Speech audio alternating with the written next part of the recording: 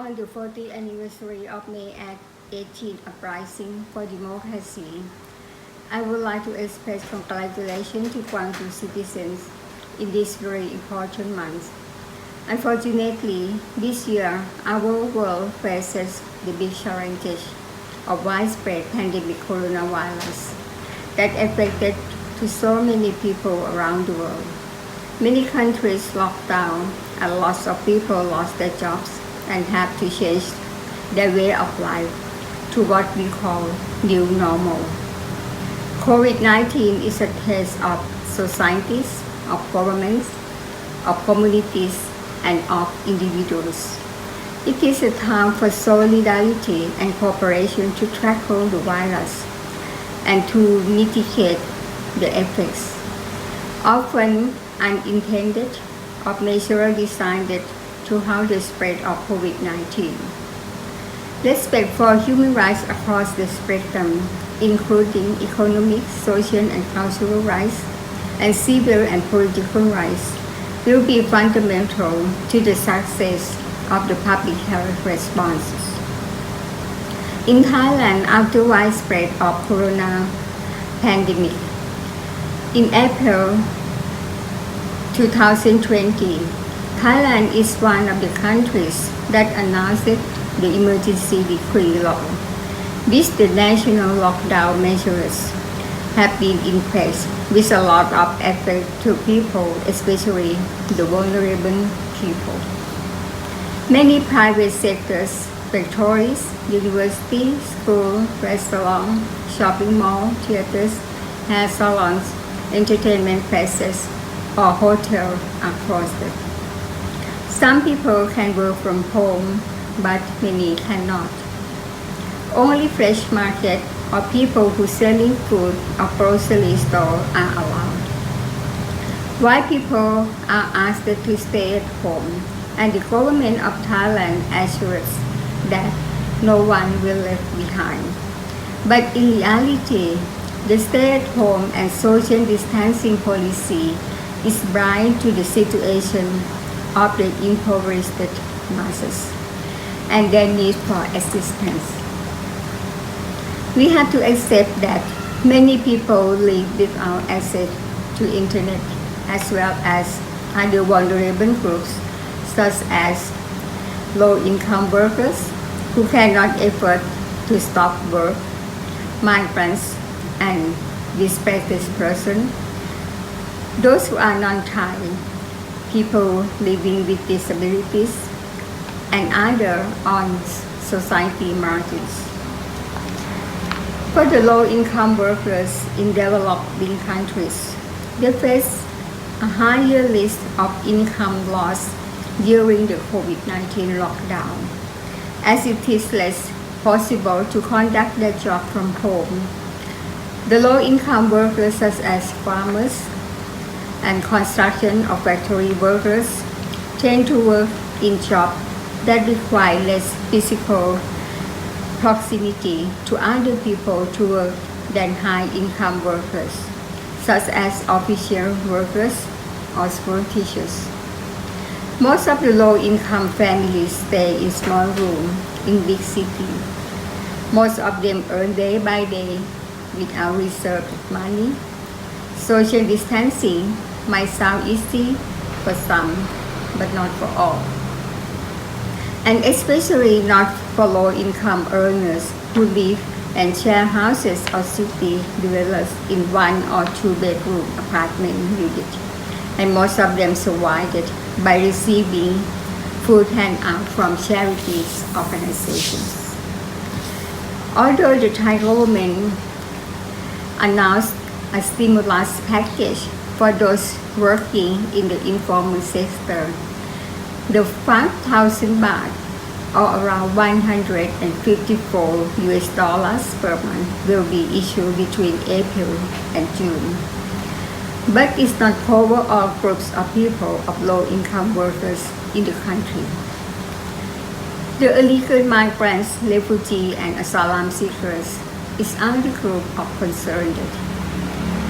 While some people are able to work from home, have adequate shelter and access to clean water, food, and sanitation, information and health services.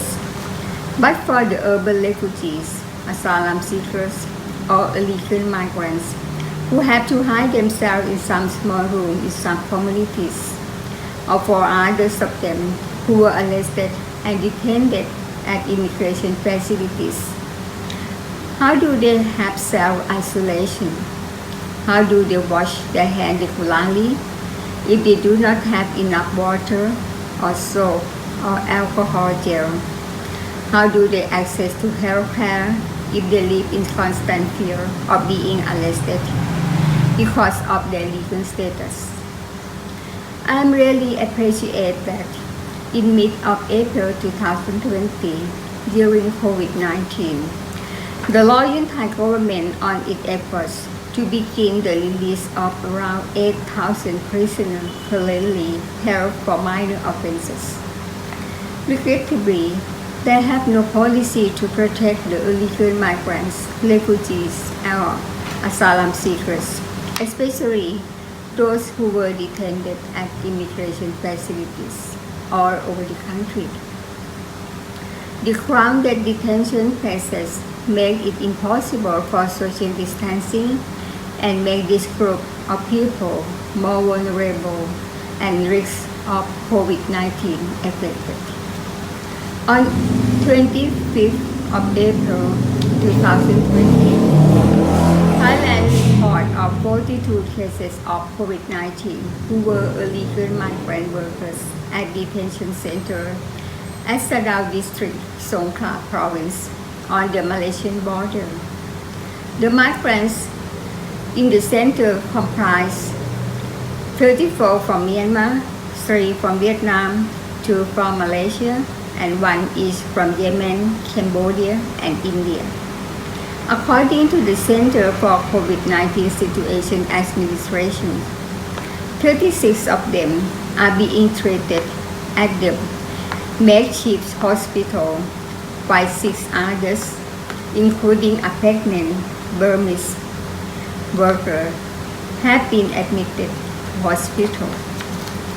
Now there are 26 Rohingya women in Sadao detention facilities, and Immigration Bureau want to remove them for fear they will become infected with the COVID-19 coronavirus, as the detention area is too small to implement social distancing guidelines. The Rohingya are stateless people, mainly Muslim ethnic group from Rakhine State in Myanmar. They have been arrested and detained for years, and they cannot back to country of belonging or going to the third country. Regrettable that on 4th of May, it was reported once again of 17 Rohingya women and 1 boy at Songkhla Immigration Bureau affected by COVID-19. For urban refugees, asylum seekers, and illegal migrants, as they are not Thai citizens and have no identity, they cannot access to any kind of state support. They can survive by only some charity or donation from people around. Psychological effects is one thing that must be stressed. During this hard situation, the research conducted by the Office of the Committee for the Promotion of Science, Research and Innovation, who are the group of academics from 6 universities based on press report published during the first 3 weeks of April 2020, during which the national lockdown measures has been in place. The report said that there were 38 suicide attempts during that period, resulting in 28 deaths. Adding that while the lockdown has been somewhat successful in slowing the rate of new COVID-19 infections and deaths, it also had a devastating impact on the economy. It accused the government for not being well enough prepared and slow to come up with remedy measures to pushing the impact on the people, especially ordinary workers, freelancers, or the urban poor, who caught unawares, blaming the bankers' 5,000 baht per month subsidy streams for driving some people to kill themselves. To prevent future suicides, the researcher proposed the setting up of a hotline to receive complaints from those affected and to address their grievances before they become too desperate.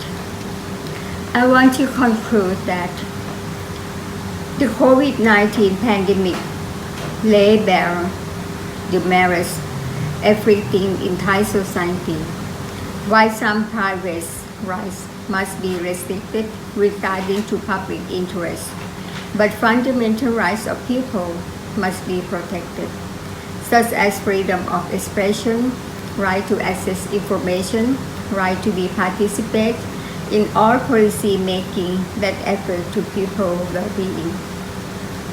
The COVID-19 pandemic showed us the unequal society.